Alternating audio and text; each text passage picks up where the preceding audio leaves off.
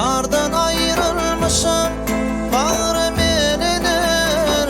Gete ardu hanım yad yarın şeyle, dinle sana düdünü gözünüm söyünümü.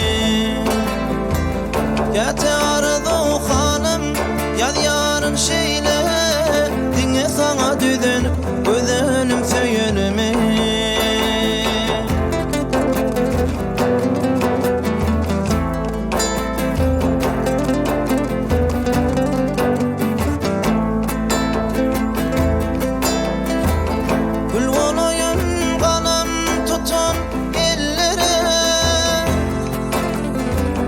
Çünkü kalem yazar şirin dillere,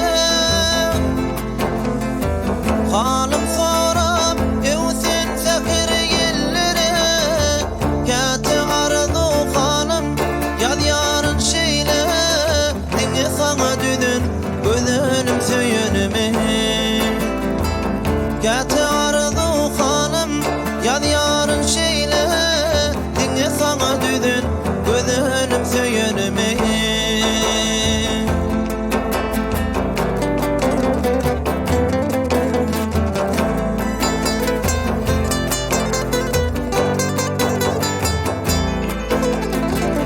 Men bilmenim ne koydular adıma,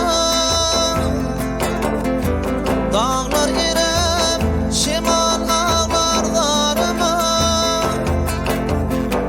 Ağla gözünü bir yar düştü yadıma. Gete ardu hanım yad yarın şeyle, dinle sana düdünüm gözünüm söyünümü.